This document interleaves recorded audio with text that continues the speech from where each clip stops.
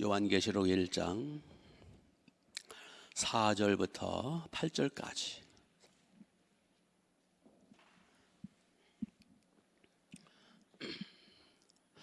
요한복음 1장 요한계시록 1장 4절부터입니다.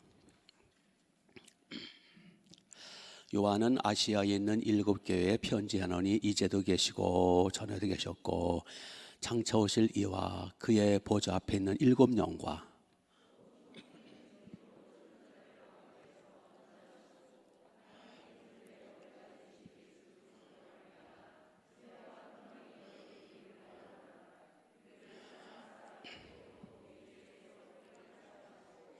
그의 아버지 하나님을 위하여 우리를 나라와 제사장으로 삼으신 그에게 영광과 능력의 세세틀이 있기를 원하노라. 아멘.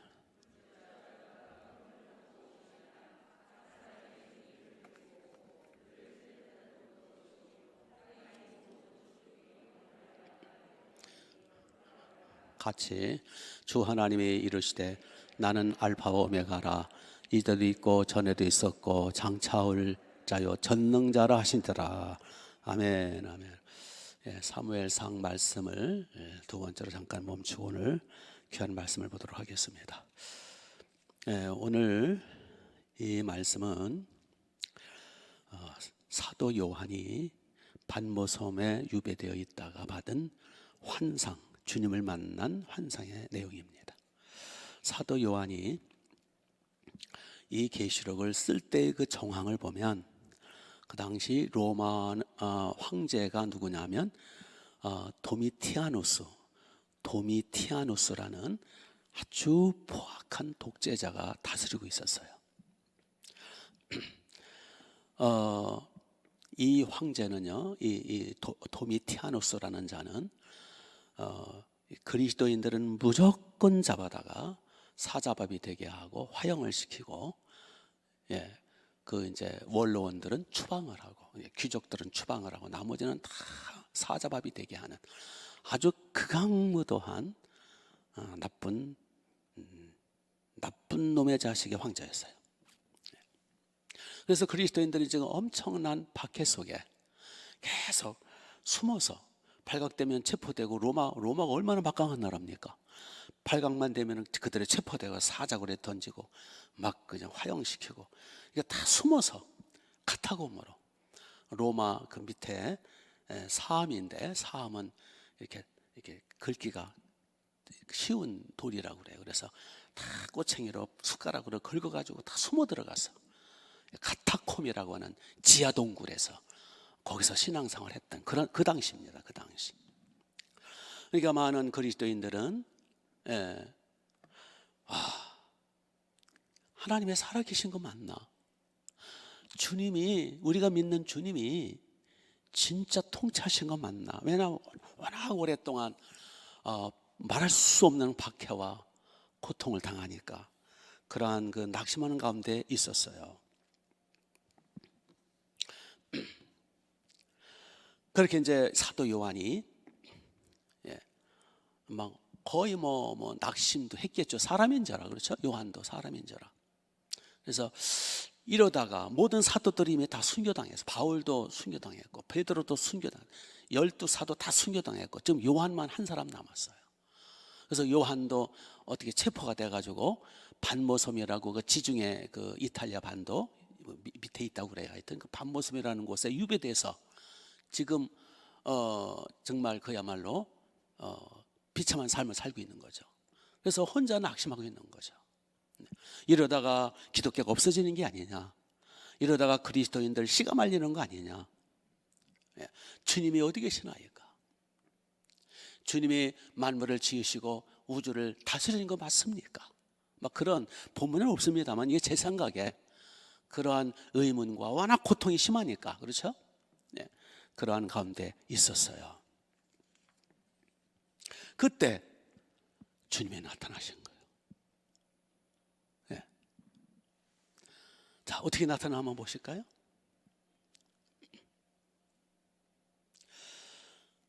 여기 이제 읽지는 않았습니다만은 주님이 나타나셔가지고 뭐라고 그러시냐면 9절부터 쭉 보면 주의 날에 10절이 나오죠. 주의 날, 이 주의 날이라는 거는 주일을 말해요. 주일, 안식일, 주일. 주의 날에 내가 성령에 감동되어 내 뒤에서 나는 나팔 소리 같은 큰 음성을 들으니, 무슨 음성? 큰 음성이 들렸어요. 사람의 음성이에요. 누가 말씀하시는 거예요? 예수님이 말씀하시는. 11절 보시면 이르되 내가 보는 것을 두루마리에 써서 쭉 7교회에 전하라. 그리고 이제 그 음성을 들으니까 궁금하잖아요, 요한이. 그래서 12절에 몸을 돌이켜 나에게 말한 음성을 알아보려고 돌이킬 때에 7 금촛대가 보였고, 그 금촛대 사이에 누가 계셨어요? 인자 같으니 사람 모습이 있다라는 거예요. 발에는 끌리는 옷을 입고 가슴에는 금띠를 띠고 그의 머리털에 희기가 흰 양털같이 같고 눈과 같이 같으며 그의 눈은 불꽃과 같고, 15절에 그의 발은 풀무불에 단련한 빛난 주석 같고 그의 음성은 많은 물소리와 같으며 그의 오른손에 7뼈를 있고 그 입에서는 좌이나서는 금이 나오고 그 얼굴은 해가 무한같이 힘있게 비치는 것까지 비추더라. 그래서 사도 요한이 엎드리죠. 17절에 내가 볼 때에 그 발 앞에 엎드려 죽은 자같이 되매 그가 오른손을 내게 얹어 이르시되 두려워하지 말라. 나는 뭐다? 처음이요 마지막이다. 18절 곧 살아있는 자라. 내가 전에 죽었었나라. 누구예요 그분이? 예수님이죠. 내가 전에 죽었었노라. 볼지어다 이제 세세토록 살아있어 사망과 음부의 열쇠를 가졌노라. 그러므로 내가 본 것과 지금 있는 일과 장차 될 일을 기록하라 하면서 계시록의 모든 내용을 주님이 직접 나타나셔서 계시해 주시는 기록이 계시록이에요. 여기서 우리는 8절 한번 또 보실까요? 8절을 보시면 주 하나님이 이르시되, 누가 말씀하시는 거예요? 하나님이 말씀하시는 거죠. 근데 그 하나님이 누구세요? 그 하나님이 예수님이세요. 자 보세요. 8절 주 하나님이 이르시되 나는 알파와 오메가라. 이제도 있고 전에도 있었고 장차 뭐 할 자라? 올 자라. 장차 올 자라는 건 뭐 하신다는 거예요? 재림을 말하거든요. 그러니까 이분은 누구예요? 전능한 자라 하더라. 장차 올 자요 전능한 자라 하더라. 전능한 자, 장차 올 자, 알파와 오메가. 신약에서 알파와 오메가는 누구를 가리켜요? 예수님을 가리켜요. 그래서 계시록 22장 끝에 보시면 예수님 말씀하시죠. 22장, 계시록 22장 끝장이죠. 예수님 말씀 볼지어다 내가 속히 오리니 내가 줄 상이 내게 있어 각 사람의 이런 대로 갚아주리라. 나는 알파와 오메가요 처음과 나중이요 시작과 끝이냐라. 그 예수님이죠. 그래서 계시록에 나오는 알파와 오메가는 누구세요? 예수님이세요. 여기 계속 알파와 오메가라는 것을 계속 반복을 하세요. 계시록에 이게 어디 갔어요? 이게 알파 오메가예요. 그 알파 오메가가 뭐냐? 히브리어는 헬라어는 나 잊어먹었네. 28자로 돼 있나? 한글은 몇 자죠? 한글 24자 아닌가요? 한글? 헬라어는 28자인가 그래요. 그 알파벳이. 그런데 첫 번 우리나라는 기억니언으로 나가잖아요. 헬라어는 헬라어는 처음이 알파로 시작해요. 알파, 베타, 감마, 세타, 델타 이렇게 나가요. 그래서 알파로 시작해서 맨 끝이 오메가예요. 그러니까 알파와 오메가라 그 뜻은 처음과 나중. 그러니까 헬라어의 알파는 헬라어로 글을 쓸 때 처음이잖아요. 그리고 오메가 마지막, 처음이요 나중이요, 시작과 끝이라. 이건 무슨 뜻이냐면 나는 알파다, 그 말씀은 나는 만물의 시작이다. 나는 만물을 창조한 자다. 나는 만물의 원인자다. 그리고 오메가라는 뜻은 나는 내가 만물을 지었는데, 창조자인데 내가 지은 만물을 내가 마감할 것이다. 그걸 심판이라고 그러죠. 그래서 제가 대배 시간에 늘 이제 그동안 외쳤던, 묵도 시간에 외쳤던 말씀이 로마서 11장 말씀이잖아요. 만물이 주에게서 나오고 주로 말미암고 주께로 돌아가며라. 그에게 영광의 새 새털이 있을지어다. 거기 만물은 뭘 가리켜요? 천지 만물의 줄임말이에요. 이 지구만 말하는 게, 이 우주만 말하는 게 아니에요. 천지, 저 하늘의 영생의 세계, 영적인 세계, 천상 세계, 이 물질의 세계, 모든 만물을 가리켜요. 그러니까 만물이 주에게서 나오고, 그 주가 누구예요? 예수님이죠. 만물이 주에게서 나오고 주로 말미암고, 말미암는다는 게 뭐예요? 그분이 만물을 붙들고 계시고 보호하고 계시고 만물을 다스리고 통치하고 운행하신다, 그 뜻이에요. 만물이 주에게서 나오고 그 만물이 주님에 의해서 창조됐다, 그 뜻이에요.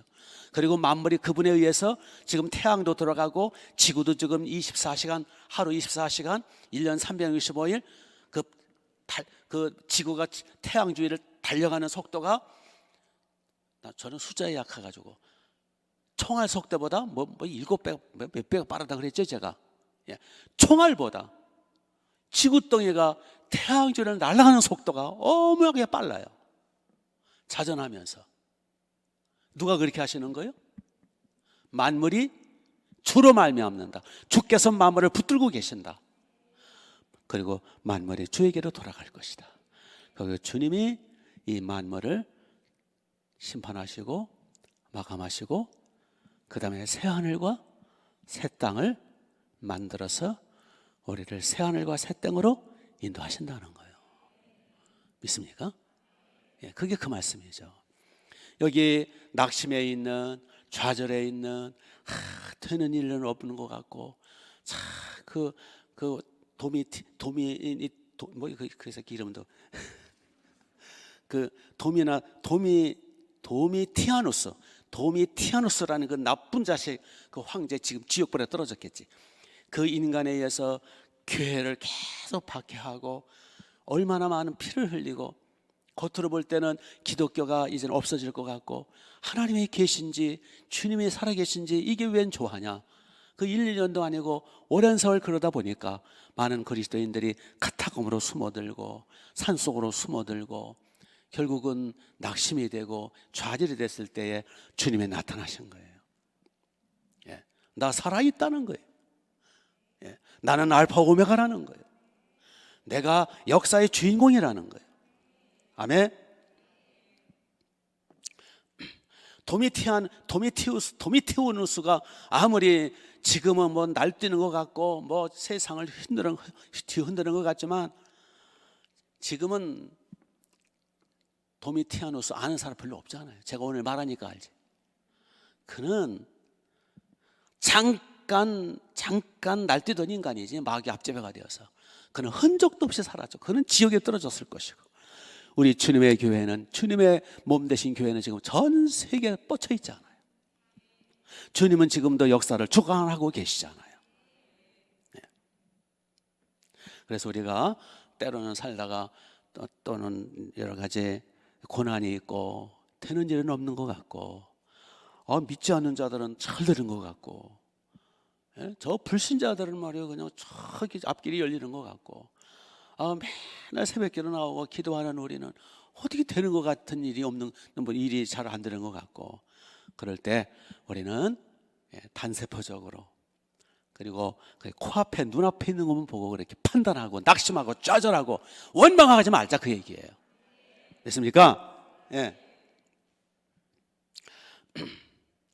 그래서 그리스도, 예수 그리스도, 그분은 만물을 창조하신 그분인데, 초월자신데, 신이신데, 그분이 인류 역사 속에 들어오셨죠. 우리를 구하러 육체로 태어나셨죠. 처녀 몸에서 태어나셨잖아요. 그래서 그분은 신이시면서 인간이시고, 그분은 하나님이시면서 인간이시고, 인간이면서 하나님이시고, 신인, 참 기계묘묘하신 분. 그분은 전능하신 분입니다. 여기 본문에 나오죠. 8절에 나는 전능한 자라. 주 하나님이 이르시되, 그분은 성부 하나님이시잖아요. 그래서 그분에 의해서 만물이 시작되었고, 그분에 의해서 역사가 시작되었고, 그래서 이 역사 결국은, 인류 역사는 결국은 예수님이 기준이 됐잖아요. 그래서 예수님이 오시기 전을 뭐라 그래요? BC라, Before Christ. 예수님 오시기 전. 그리고 예수님의 태어나신 날을 기점으로 해서, 그 해를 기점으로 해서 AD, 에노 도미네, 라틴어예요. 에노 도미네, 주께서 통치하신다, 그 뜻이에요. 에노 도미네, 주께서 다스리신다. 주님이 이 땅의 역사 속에, 시간 속에, 공간 속에, 피조 속에 그 신께서, 전능하신 그분이, 창조주 그분이 이 땅에 오셨잖아요. 역사 속에 이 제한된 이 당신이 지으신 이 죄 많은 이곳에 마리아 몸에서 태어나시는 그때를 도미네, 또 잊어먹었다. 에노 도미네, 주께서 통치하시기 통치하러 이 땅에 오셨단 말이에요. 그래서 AD 올해가 2020이잖아요. 그분은 인류 역사를 시작하신 분이고, 우주를 시작하신 분이고, 그분은 지금도 만물을 다스리시는 분이고. 믿습니까? 우리는 분명한 예수님의 그 역사관을, 이 타락한 세상, 저주받은 세상, 죄가 난무하는 세상, 병든 세상, 재앙에 난무하는 세상, 이 세상이 얼마나 재앙이 많아요. 왜냐하면 이 세상 임금이 마귀거든요. 마귀가 합법적으로 이 세상을 지배하고 있어요. 죄 때문에. 죄 때문에 하나님이 이 세상을 합법적으로 허용을 하셨어요. 그래서 마귀가 그 죄로 볼모 삼아서 합법적으로 이 세상을 지배하고 있고, 사람들을 지배하고 있고, 마귀의 특징 중에 하나는 자기를 안 드러내요. 자기 모습이 흉측하니까 자기를 드러내지 않고, 사람 뒤에서 충동질하고, 사람 마음을 강팍하게 하고, 이 세상에 드러나지 않고, 또 어차피 우리 인간들은 타락해서 영안이 다 멀었기 때문에 눈 보이지도 않고, 마귀가 배후에서 이 역사를 엉망으로 만들고 전쟁을 일으키고, 코로나도 마귀가 일으키는 거예요. 모든 병균, 모든 박테리아, 모든 전염병 배후에는 마귀가 있어요. 물론 하나님의 허용, 물론 마귀가 아무리 날뛰고 싶어도 하나님의 허용 없이는 날뛸 수가 없어요. 하나님의 뜻이 있는 거예요. 이제 주님이 오실 날이 가까웠다라는 하나의 징조가 아닐까 생각을 해요. 세상에, 아니 한번 생각해 보세요. 이 인류 역사상 이런 적이 있었어요? 전 세계가 스톱이 돼 버렸어.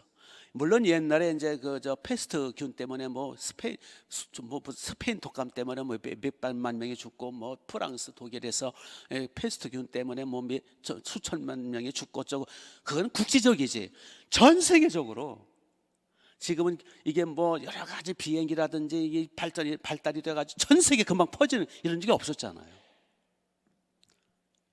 우리나라만 해도 지금 1월달, 2월달, 2개월이 지금 멈춰 있고, 3월달도 멈춰 있고, 앞으로 이게 코로나가 끝나도 걱정일 것 같아요. 경제는 완전히 끝났고, 좀 걱정이에요. 그렇죠? 그런데 여기에는 깊은 하나님의 뜻이 있습니다. 교만하지 말라는 거죠. 인간들이 어쩌고 과학 문명이 발달하고 의술이 발달을 하고, 어쩌고 의사들 교만 떨고 말해요. 가운 입고 교만 떨고 말해요. 지들은 그 회전의자 앉아 폼 잡고 있고, 우리는 요만한 의자 내놓고는 난 병원에 갈 때마다 기분 나빠. 우리가 앉는 의자는 주먹만한 거 내놓고 자기는 큰 의자 앉아가지고 이러면서 아주 얼마나 의사들이 교만한지요. 다 그런 건 아니고 우리 교 의사들은 참 겸손해요. 뭐 의학 박사니 무슨 박사니 무슨 학자니, 코로나 하나 못 짜는 사람이 무슨 의학 박사야. 그러니까 인간의 교만함을 낮추는 걸로 그 중에 하나로 저는 생각합니다. 그리고 이제 곧 주님이 오신다라는 징조인 줄로 믿습니다.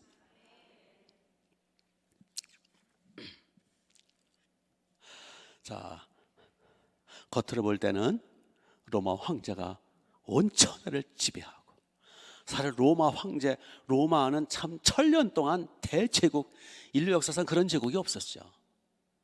엄청났죠. 그러나 이제 도미티우스가 죽은 지 얼마 안 있어가지고 콘스탄티누스 대제가 황제가 되면서 얼마 안 있어 로마 국교가 돼버려요. 그러니까 그 로마 그 도미티우스가 황제가 됐을 때는 영원히 그 권력은 영원할 것 같고, 이제 모든 건 기독교는 끝난 것 같았는데 그게 아니에요.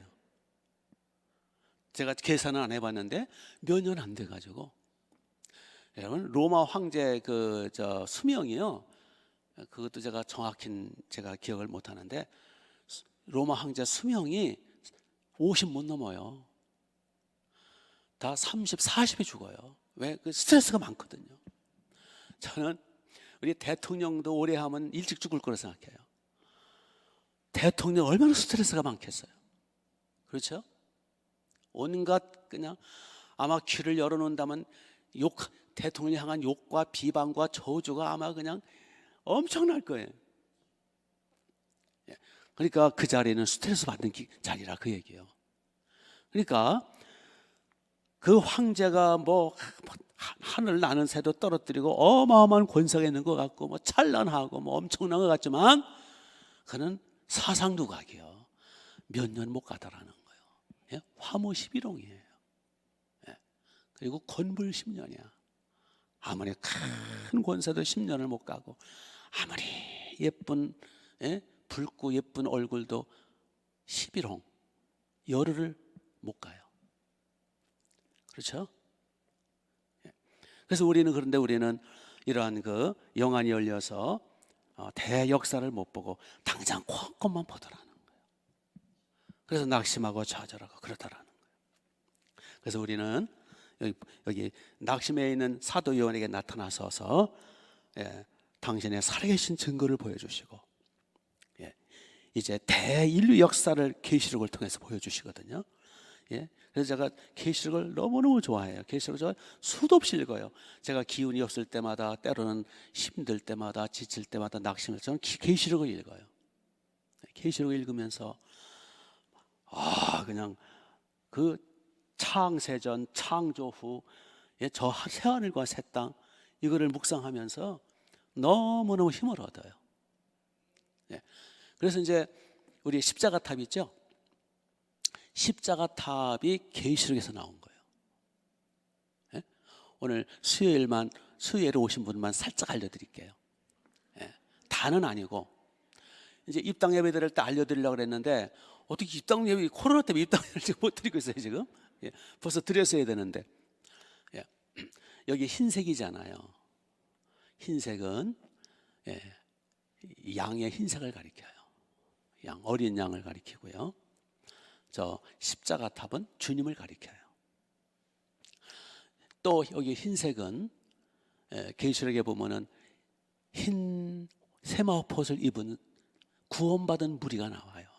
종려나무가지를 끌고 주님을 향해서 찬양하는 큰 흰옷을 입은 무리가 나오더라. 구원받은 무리, 흰 세마포옷으로 그 흰색이잖아요. 그걸 가리켜요. 어린 양떼를 가리키고, 그다음에 구원받은 흰옷 입은 무리를 가리키는 거예요. 자, 우리가 양떼를 가리킨다면은, 그래서 여러분들이 앉은 그 자리는 뭐예요? 초원이에요. 무슨 세계예요, 그거다? 예? 그게 그 초원이에요. 초원, 녹색 초원. 여기서 보면 멋있어요. 여러분 앉아서 잘 안 보이죠? 여기서 보면 얼마나, 이야, 푸른 초원, 푸른 초원. 그걸 상징하는 거예요. 예, 그거까지만. U자는 나중에 얘기하고. 그 다음에 요 다리가 있죠, 다리. 예. 요거 이제, 여기 본체로 해서 다리가 어마무시하죠. 저는 처음 보고 가슴 벌렁거렸어. 너무, 아니, 어떻게 저렇게, 거기 탱크가 지나가도 돼요. 제 계획은 저게 아니었는데, 뭐 저렇게 할 수밖에 없대요. 왜냐하면 튼튼하게 하려고. 지진에도 끄떡없게 하려고. 그렇게 해서, 예, 저 십자가 탑이, 벽돌색이 무슨 색이에요? 땅색이잖아요. 예, 땅색이죠? 예. 그래서, 주님을 가리키면서, 이제 한 층 올라가는 거예요. 그건 나중에 밝힐게요. 올라가면서 중간에 시계가 있어요. 시계, 그렇죠? 예, 시계가 있는데 그 시계는 종말을 가리켜요. 예, 종말이 때가 이제 되고, 시계 위에 이제 문이 있죠. 문이 한 면에 몇 개예요? 3개씩 있죠? 4면 12개. 12진주문을, 그 시계 위까지는 흰색으로 되어 있죠. 그 계시록에 보면 12진주문이 나와요.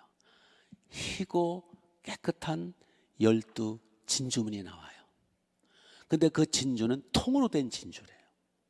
진주가 얼마나 크냐면 그 진주무늬가 통으로 된, 그게 계시록에 나온다고요. 예. 그게 천국의 12진주문을 가리켜요. 그리고 그 진주문으로 통과에 들어가면 거기에 하나님의 보좌가 있고, 거기에 하나님의 말씀이 있고, 예, 거기서 심판을 받게 되죠. 그래서 거기 올라가면 거기에 뭐가 매달렸게요? 예? 종이 매달려. 종은 하나님의 말씀, 보좌를 가리켜요. 예. 그래서 이제 1월 1일이라든지 또는 뭐 부활절 이럴 때는 종을 한번 그냥 세게 몇 번 치려고 그래요. 그리고 동네 사람들이 깜짝 놀라고 나오면은, 어디서 나온 거예요? 그때는 이미 우리 멈춰 있기 때문에 자기들이 나와봤자지. 어디서 나는 거야? 몰라. 무슨 종소리야? 몰라. 예. 그 종은 하나님의 말씀을 가리키는 거예요. 믿습니까?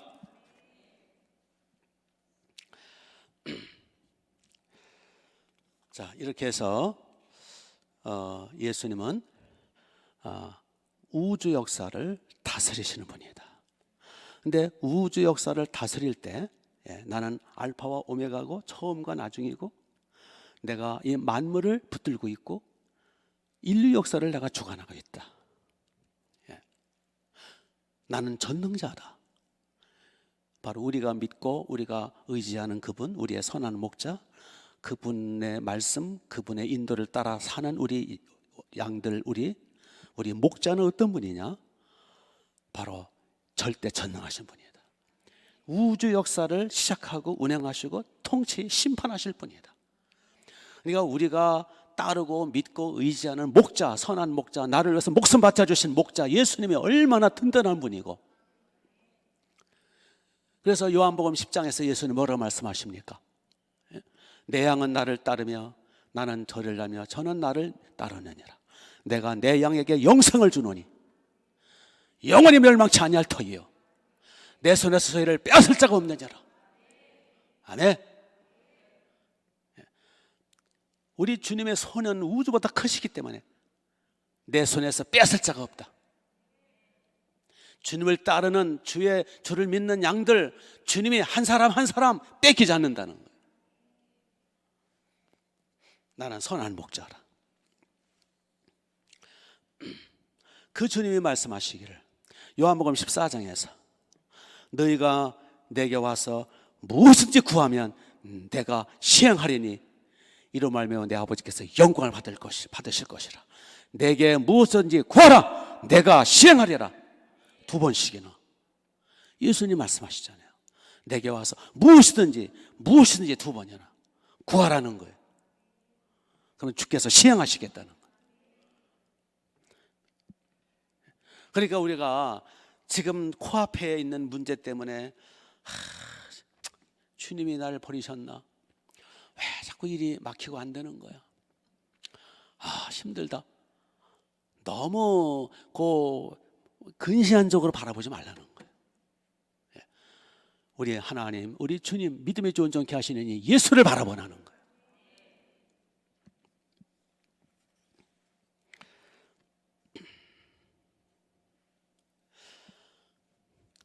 더불어서 주님은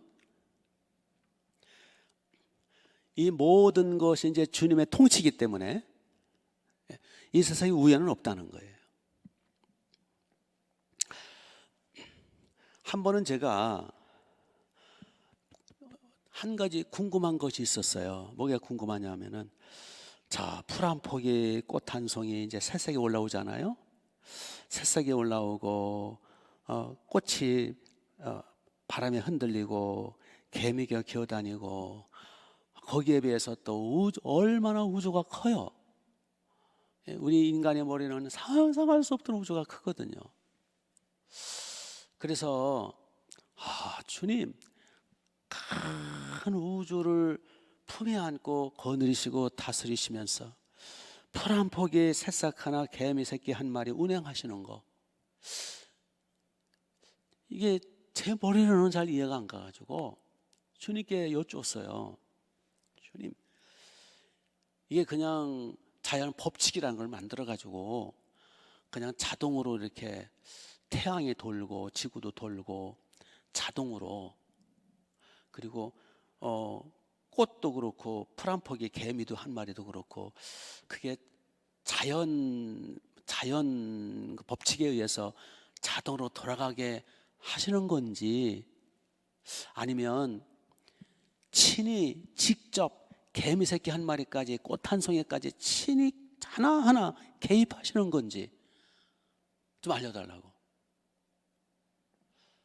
좀 너무 엉뚱한 질문인가요? 저는 그게 너무 고민이 돼가지고 밥맛도 없고 막 한번 저는 뭐에 꽂히면 그런 거예요. 주님, 이게 좀 알려달라고. 주님이 만물을 다스리고 계시는데 나 그거 믿겠다고. 사실은 의심하니까 그러는 거 아니에요. 그러니까 한번 꽃 한 송이 하나, 우주 만물 저 광활한 우주, 주님, 예수님, 자연 법칙에서 돌아가는 겁니까? 주님이 직접 계속 간섭하시는 겁니까? 주님이 육체로 계실 때는 갈릴리 다니시고 여리고성을 다니시고, 그럴 때는 이 광활한 우주와 천지만물을 어떻게 다스리셨습니까?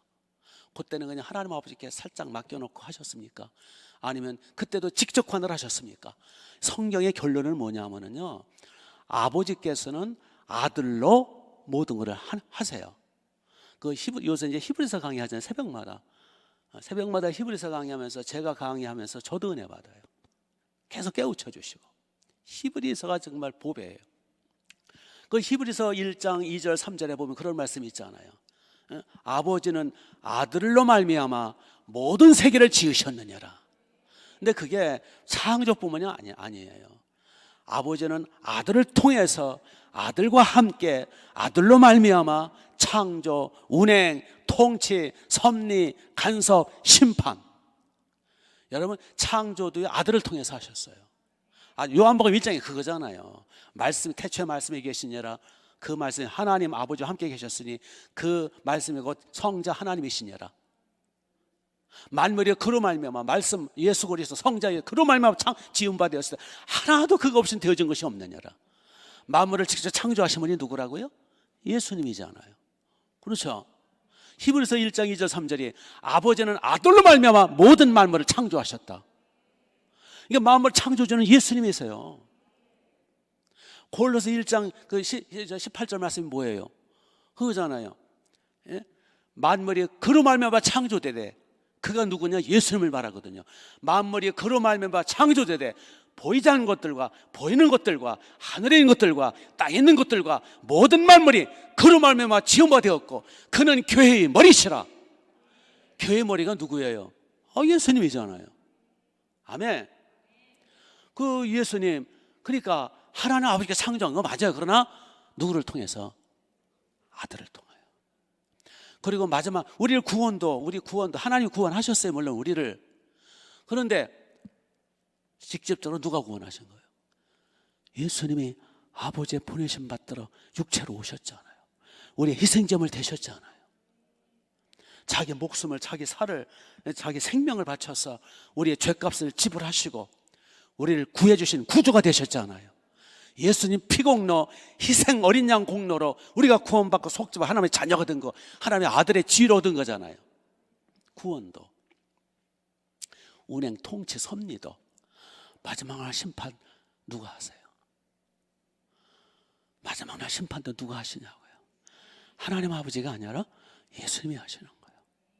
로마서 11장에 우리가 고린도전서 거기 보면 우리가 다 사도 바울이 고백, 우리가 다 예외가 없이 그리스도 심판대 앞에 서서 각각 몸으로 따라 행한 것을 받으려 함이라.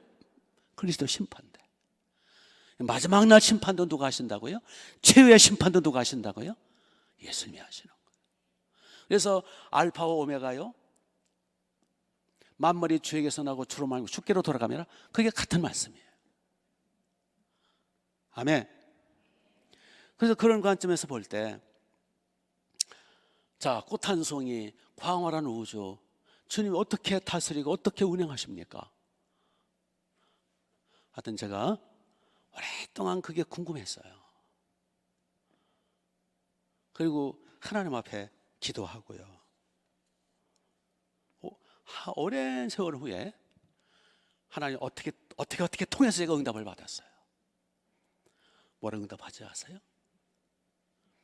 뭐라고 하죠? 주님께서 뭐라고 그러셨게? 예? 궁금하지 않으세요? 별로 궁금하지 않은가 봐요. 그럼 안 할래요. 그럼 얘기 안 할래요.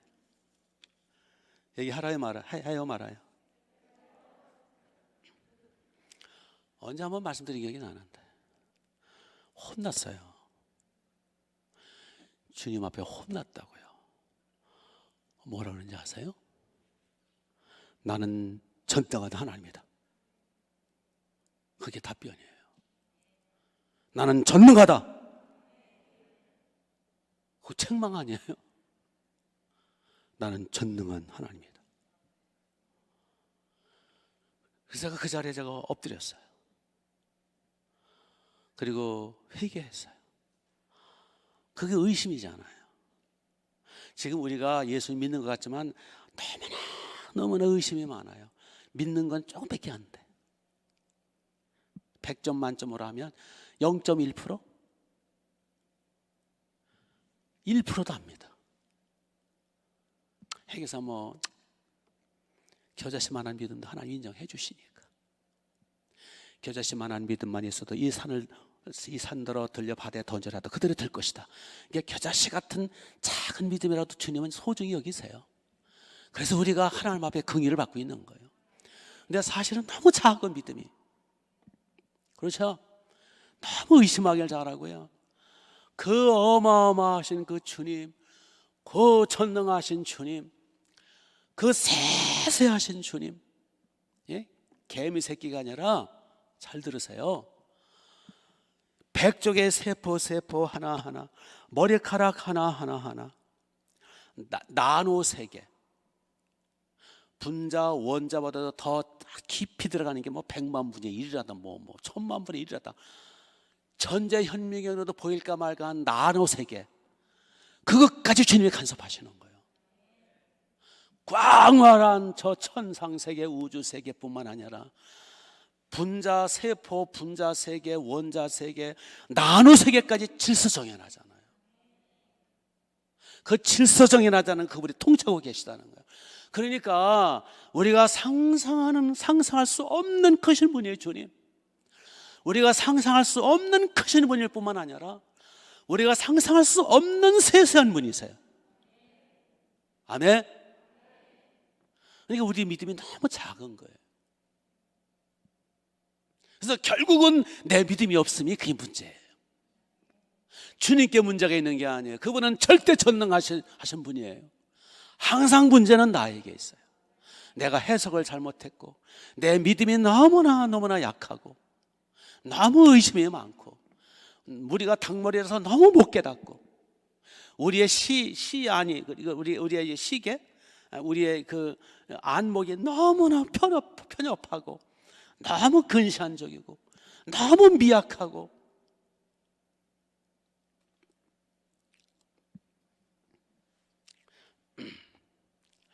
이거 벗어나야 돼요. 그래서 성령 충만함 받아가지고, 이게 내니 두려워하지 말라. 그 풍랑 가운데 고통당하는 내니 두려워하지 말라. 너희 믿음이 어디 있느냐? 이 믿음이 적은 자들아. 그렇죠. 내 믿음이 크도다. 항상 주님은 뭐를 보세요? 너 참 착하네. 그럴 말씀 한 적 없어요. 너 참 예쁘구나. 너 참 괜찮네. 그런 적 하신 적 없어요. 너 참 지혜롭구나. 너 똑똑하구나. 너 이게 바보 같으냐? 너 그렇게 못생겼냐? 너 이게 잘생긴 그런 적 한 번도 하신 적 없어요.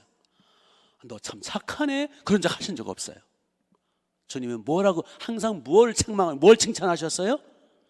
내 믿음이 어디 있느냐? 내가 이스라엘 중에서도 이만한 믿음을 만나본 적이 없노라. 이게 항상 믿음을 보신 거예요. 그러니까 항상 믿음이 문제예요.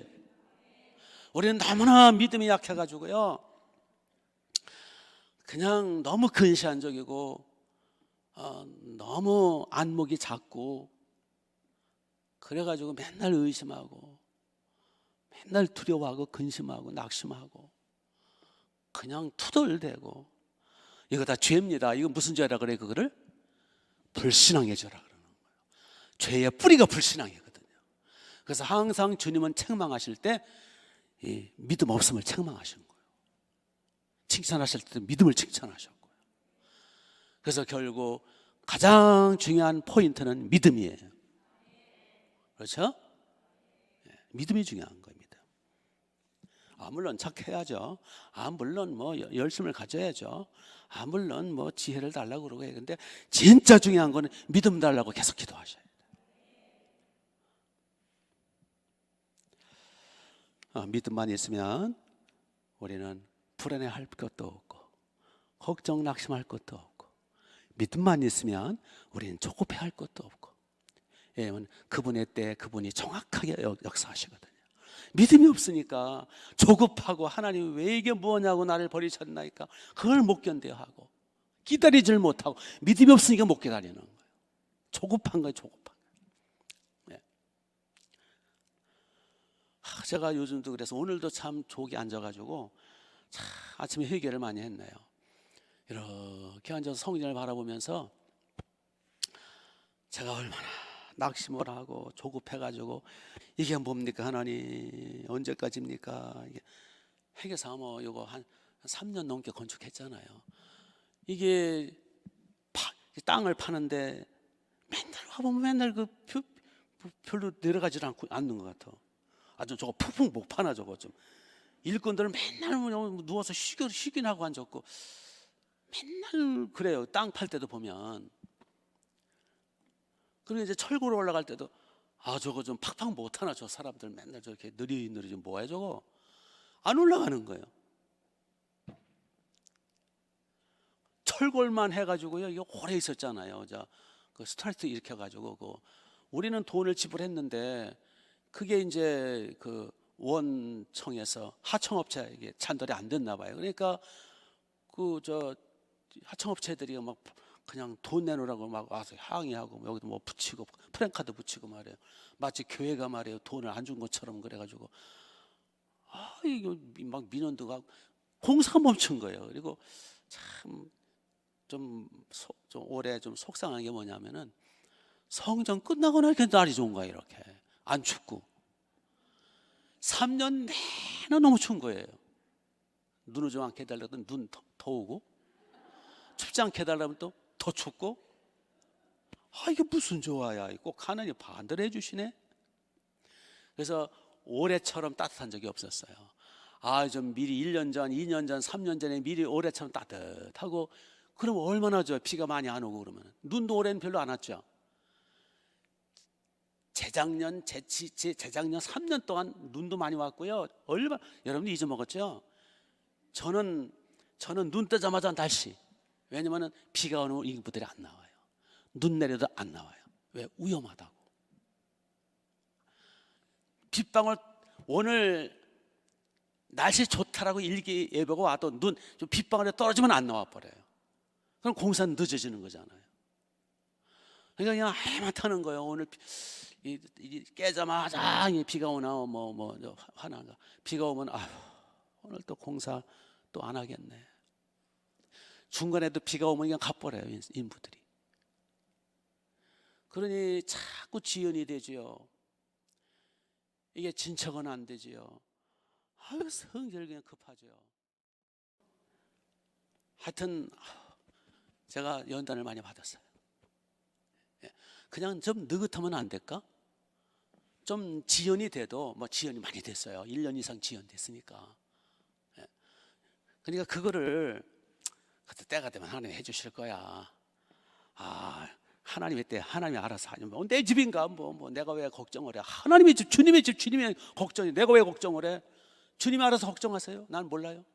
이렇게 믿음으로 나갔어야 되는데, 참고 인내하고 기다리고 견디고 그랬어야 되는데, 그걸 못 참고 그냥 현장 소장한테 그냥 막 뭐라 다고치고, 담임당한테 다고치고, 그냥 하나님 앞에 기도하면서 이게 뭡니까? 주님, 내 집입니까? 주님의 집인데 왜 이렇게 춥습니까? 우리가 공사가 안 되는 겁니까? 왜 저 인간들 이렇게 속을 새기는 겁니까? 왜 서로 신호가 안 맞아서 엉터리를 해놨습니까? 엉터리 해가지고 또 뜯어가지고 또 해야 되고 말이에요. 그게 한두 건이 아니고요. 하여튼 제가 병 안 걸리고 살아남은 것도 하나님 은혜네요.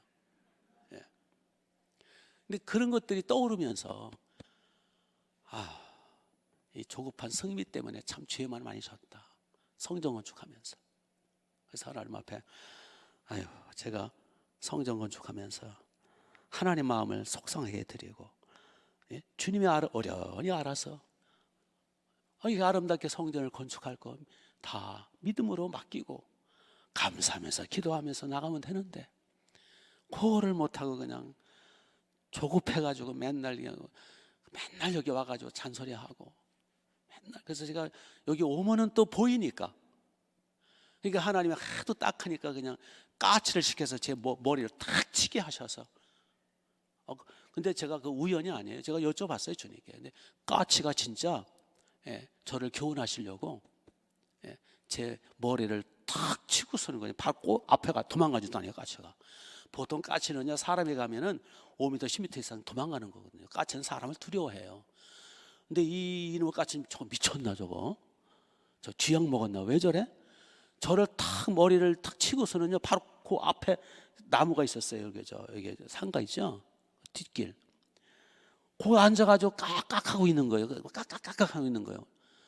저를 보면서 저 쥐약 먹었나 저거 왜 저래? 에이, 안 가요. 제가 소름이 끼치더라고요. 이게 뜻이 있구나. 그 까치가요, 여기 이제 이거 뚜껑 하기 전에 설고 올라갔을 때 저기 수시로 오잖아요. 그 까치가 여기까지 따라왔어요. 여기 앉았던 까치, 그 까치예요.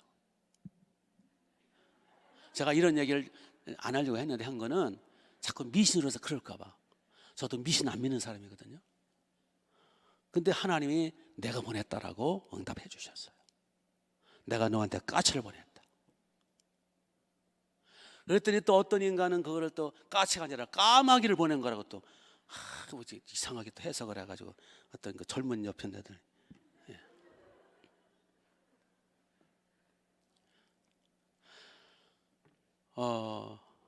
하여튼 문제는 전능하신 하나님, 알파 오메가이신 그분의 손길, 그분의 통치, 그분의 세세함, 그분의 원대함, 그분의 광활함, 그분의 정확함, 그분의 주권을 믿자는 거예요. 믿습니까? 예, 그래서 자, 회개를 오늘 아침에도 많이 했어요. 제 조급함을 용서해달라고, 저의 믿음 없음을 용서해달라고. 제가 주의를 한다고 하면서 너무 주님보다 앞서려고 했던 거, 주님을 의심했던 거, 주님을 괴롭혔던 거, 주님께 원망했던 거, 조급하고 낙심하고 투덜대고 신경질 부린 것들, 주님 앞에 대들었던 것들 자꾸 회개하는 거예요. 주의를 한답시고 오히려 주님께 방해 노릇했던 거. 여러분, 목자 여러분, 주의를 한답시고 주님께 방해 노릇하는 경우가 많아요. 그런 것들 계속 저는 회개하는 거예요. 주님의 통치를 믿읍시다. 그분의 손길, 그분의 나노 세계까지 간섭하시는 그분의 전지전능성, 그분의 세세한 섭리, 통치, 그분의 손길을 믿으라는 거예요.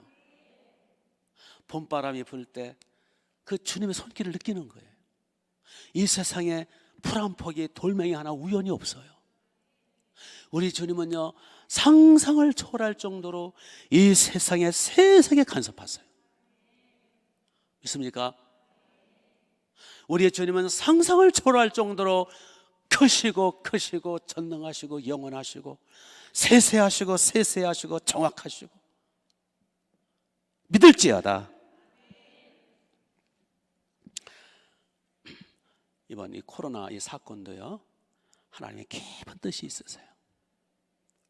그리고 저는 확신하건대 우리의 충만한 교회가 더 기도하고 더 하나님 앞에 열심히 이렇게 주님께 붙어 있으면 합력해서 복되게 하실 줄로 믿어요. 하나님은 손해 보시는 분이 아니에요. 그래서 이제 저는 성전을 건축하면서 많이 성숙해졌어요. 이제는 기다릴 줄도 알고, 아직 멀었지만 이제는 아이고 또 투덜대네, 아이고 실수했네. 이제는 조급증을 버리고 이제는 여유가 생기고요. 그래서 요즘은 화 잘 안 내요. 이러다 또 크게 화를 내려다 이제는 여간에서 투덜대지 않아요. 네. 옛날에는 제가 대단했어요.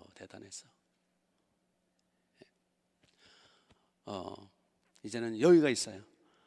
하나님의 손길, 우리 주님, 알파 오메가신 주님, 주님이 내 곁에 계시고 우리와 함께 계시고 영으로 함께 계시고 든든합니다.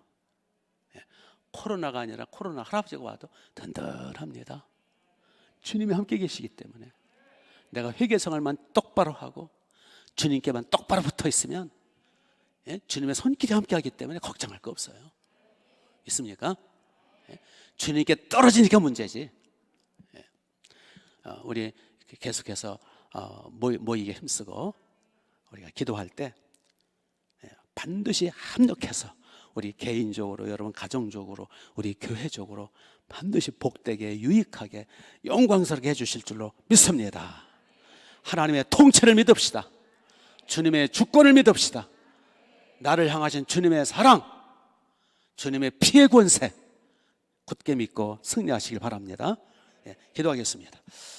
자, 이 시간 우리 손을 번쩍 드시고 주여 한번 외치신 뒤에 그동안 우리 주님의 그 전지전능하신 그 능력, 그 손길, 그 섭리, 그 경륜, 그 통치, 그 나를 향하신 그 뜨거운 사랑, 목숨 바쳐주신 사랑, 그 보혈의 능력, 이거 믿지 못했던 거, 조급하고 원망하고 짜증 부리고 믿지 못하고 내 믿음이 어디 있느냐, 이 책망받고 이런 것들 우리 회개합시다. 그리고 이제 내 믿음이 크도다, 내 믿음대로 될지어다, 이런 칭찬받는 우리가 되게 해달라고.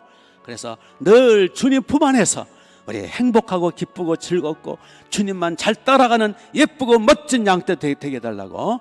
자, 그 자리에서 10분 이상 기도하시고 여러분의 소원을 또 주께 아뢰세요. 아버지께 아뢰세요. 주여 한번 외칩니다. 시작.